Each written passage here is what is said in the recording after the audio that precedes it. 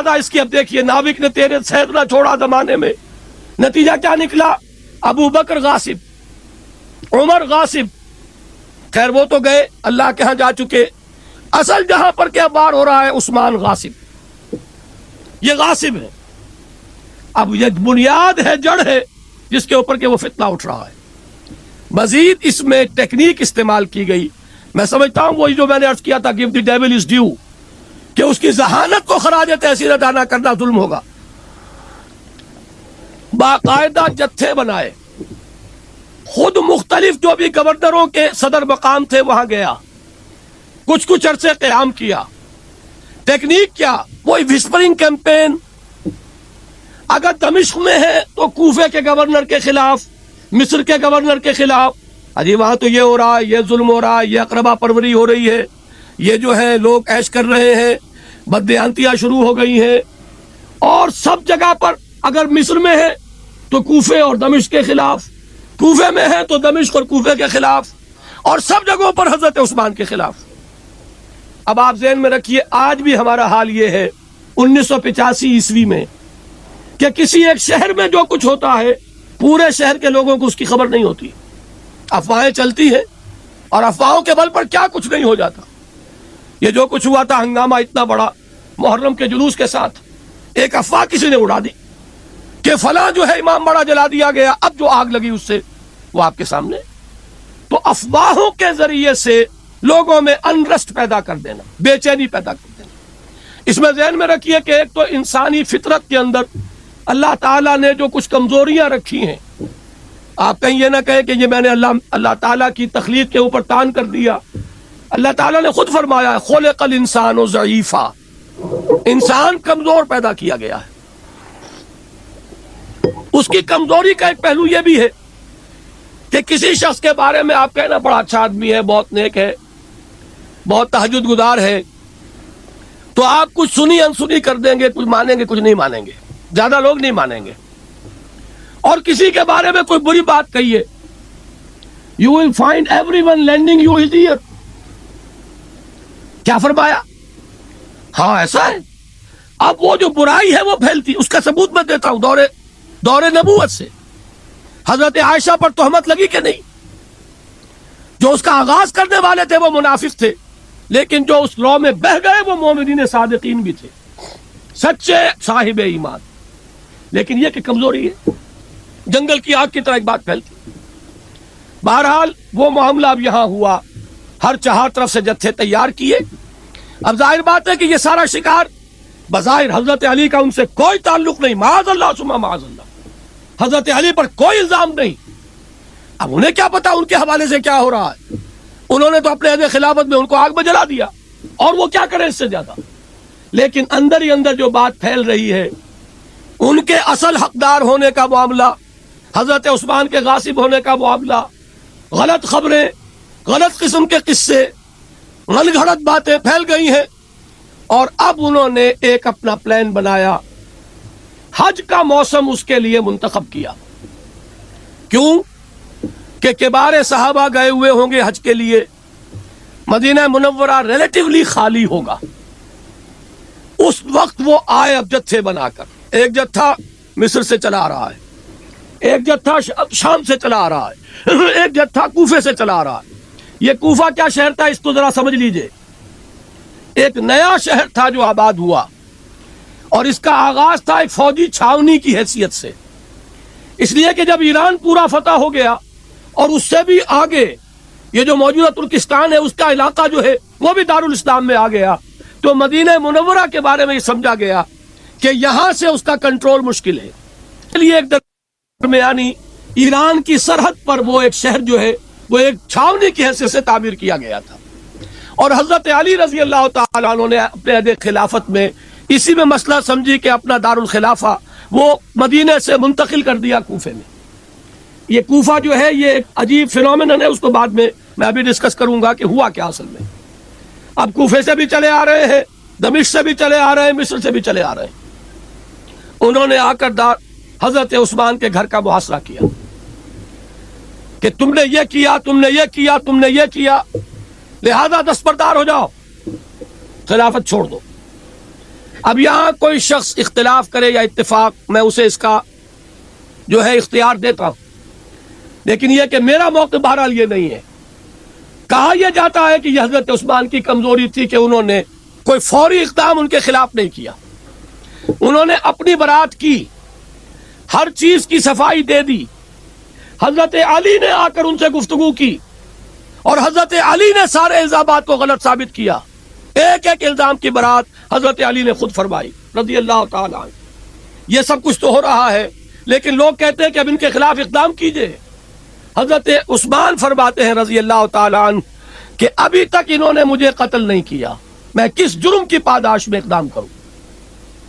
اس لیے کہ یہ میری جان کے درپے ہے، میں کسی کلمہ گو کا خون اپنی تلوار جو ہے اس کے اندر رنگنا نہیں چاہتا جب تک کہ کوئی جرم وہ کر نہ لے، اور جرم تو ہوگا جب مجھے وہ قتل کر لیں گے، وہ میری جان کے درپے ہے۔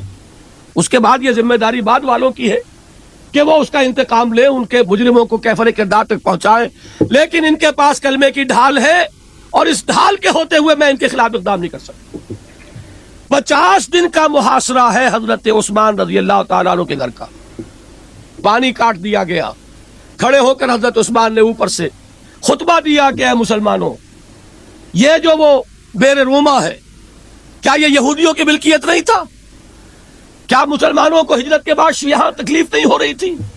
کیا حضور نے یہ فرمایا تھا کہ کون ہے جو اس کو خرید کر مسلمانوں کے لیے وقف کر دے؟ کیا وہ میں نہیں ہوں؟ اور آج اسی کنویں کا پانی مجھ پر بند کر دیا گیا۔ بہرحال حضرت عثمان کا فیصلہ یہ تھا کہ کوئی اقدام نہیں ہوگا جب تک کہ وہ کسی جرم کا ارتکاب نہیں کر چکتے، لہذا یہ ان کا فیصلہ ہے، اس پہ کوئی اختلاف کرے۔ بہرحال اگر کوئی شخص یہ کہتا ہے کہ یہ کمزوری کی دلیل ہے تو میں اس کا عقل کا ماتم کیے بغیر نہیں رہ سکتا، اس لیے کہ یہ میرے نزدیک انسان کی قوت ارادی کے نہایت عظیم اور مضبوط ہونے کی دلیل ہے کہ ایک شخص ایک دفعہ فیصلہ کرے اور ڈٹ جائے، حالانکہ ذرا سے اشارے پر لاکھوں کی فوجیں آ سکتی تھی۔ حضرت معاویہ فوج لے کر آنے کے لیے بےتاب۔ یہ ذہن میں رکھیے کہ مدینے میں کوئی اسٹینڈنگ آرمی نہیں تھی، جو اس وقت کا نقشہ ہے وہ ذہن میں رکھیے، ساری کی ساری وہ جہاد تو ہو رہا ہے نا سرحدوں پر، سیلاب انقلاب محمدی صلی اللہ علیہ وسلم، وہ جہاں جہاں وہ سیلاب بڑھ رہا ہے ساری مین پاور تو وہاں ہے، یہاں تو کچھ کبار صحابہ ہیں، کچھ آبادی ہے، سویلینز ہیں، اللہ اللہ کہتے اللہ۔ حضرت معاویہ کی طرف سے بار بار پیغام آ رہا ہے ہمیں اجازت دیجئے کہ ہم فوج کشی کریں۔ حضرت عمرو بن العاص گورنر مصر کے وہ اجازت طلب کر رہے ہیں، حضرت عثمان اجازت نہیں دے رہے، قطعاً نہیں، رہو اپنی اپنی جگہ پر، وہی کام کرتے رہو، وہی جو محمد حوالے کر کے گئے ہمارے صلی اللہ علیہ وسلم، یہاں آنے کی ضرورت نہیں۔ بہرحال 50 دن کے محاصرے کے بعد جبکہ دروازے پر حضرت حسن، حضرت حسین اور حضرت عبداللہ ابن زبیر رضی اللہ تعالی عنہم یہ تینوں پہرا دے رہے تھے، یہی کر سکتے تھے، آخر کیا کرتے؟ طلحہ اور زبیر اور علی رضی اللہ تعالی عنہم۔ خلیفہ وقت کی اجازت کے بغیر تلوار نہیں اٹھ سکتی، اور خلیفہ وقت فیصلہ کر کے ڈٹا ہوا ہے کہ میں اجازت نہیں دیتا، لہذا زیادہ یہ کہ گھر کا جو ہے دروازے کے اوپر حفاظت کے لیے اپنے بیٹے اپنے لختے جگر کھڑے کر دیے، لیکن یہ کہ وہ دیوار پھاند کر اندر پہنچے اور حضرت عثمان کو شہید کیا رضی اللہ تعالی عنہ۔ یہ ہے خالص یہودی سازش، وار کارگر ہوا، اور یہ وار اتنا کارگر ہوا اس میں کوئی شک نہیں۔ حضرت عمر کی شہادت سے وہ بات نہیں ہوئی تھی، اس لیے کہ حضرت عمر نے شکر کیا تھا، آپ کو یاد ہوگا جب انہوں نے پوچھا مجھ پر حملہ کس نے کیا ہے، جب بتایا گیا وہی ابو لولو فیروز ہے، اللہ کا شکر ادا کیا کہ کسی مسلمان نے یہ کام نہیں کیا، اس لیے کہ اگر مسلمان کرتا تو خانہ جنگی شروع ہو جاتی، اس کے خلاف اقدام، اس کے قبیلے والے اس کو اپنے خلاف کوئی اقدام سمجھتے، کیا ہوتا؟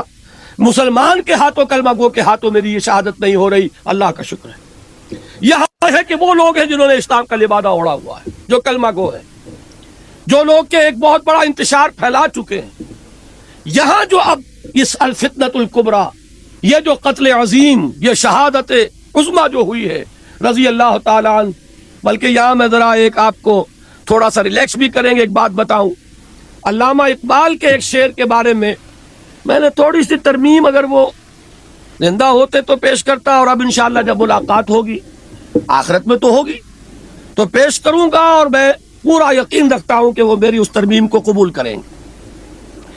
یہ جو انہوں نے فرمایا ہے غریب و سادہ و رنگی ہے داستان حرم، نہایت اس کی حسین، ابتدا ہے اسماعیل۔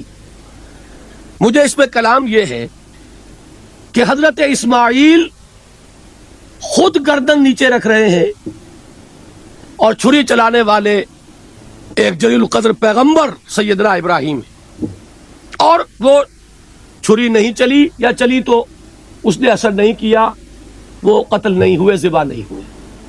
کیا مناسبت ہے اس واقعے کی اس واقعے کے ساتھ کہ حضرت حسین بالفعل ذبح کیے گئے، شہید ہو گئے۔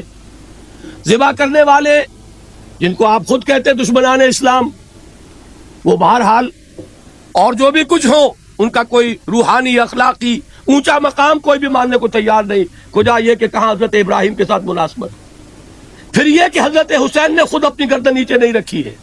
حضرت حسین نے تو مقابلہ کیا، مقابلہ تو دل ناتواں نے خوب کیا۔ یہ تو آپ کو وہ نظمیں پڑھیے، یہ کون شہسوار ہے، وہ جو حفیظ نے لکھی ہے، ظاہر بات ہے یہ بالیقین حسین ہے، وہ کہ اس کے آنے سے یہ رنگ کانپ رہا ہے، دشمن کا بدن، رستم کا بدن زیر کفن کانپ رہا ہے۔ حضرت حسین رضی اللہ تعالیٰ عنہ نے داد شجاعت دی ہے، اور بہت سو کو جو ہے آپ نے قتل کیا ہے، پھر آپ شہید ہوئے۔ تو یہ کوئی بھی مناسبت ان دونوں واقعات کے مابین موجود نہیں، لہذا اس میں اول و آخر کہنا میں عرض کروں گا جا کے کہ ذرا اس میں آپ ترمیم قبول کیجئے۔ ترمیم یہ ہے کہ غریب و سادہ و رنگی ہے داستان حرم، نہایت اس کی ہے عثمان، ابتدا حابیل۔ حابیل اور قابیل کا واقعہ یاد کیجئے، دو بھائیوں کا معاملہ، ایک بھائی ہاتھ بڑھا رہا ہے، تلوار چلا رہا ہے، اور دوسرا بھائی کہتا ہے کہ تم اگر مجھ پر وار کرو گے میں اپنا ہاتھ نہیں اٹھاؤں گا۔ گردن کٹ گئی، حابیل کا ہاتھ نہیں اٹھا۔ حضرت عثمان پر یہ ہے واقعہ کہ جو صادق آتا ہے، طاقت ہونے کے باوجود اپنے تحفظ کے لیے بھی تلوار نہیں اٹھائی، جیسے حابیل نے، حالانکہ حق پہنچتا تھا، مدافعت پہ ہاتھ اٹھاتے، لیکن نہیں، میں یہ چاہتا ہوں کہ میرے حصے کا گناہ بھی تم اپنے کندھے پر لے جاؤ، جب مجھے ناحق قتل کرو گے تبوا بے اسمی و اسمک۔ یہ ہے اصل میں وہ مقام کہ جو حضرت عثمان کا ہے رضی اللہ تعالی عنہ، کہ اتنی انتہائی قوت کے مالک ہونے کے باوجود انہوں نے کوئی اقدام نہیں کیا، خود جان دے دی۔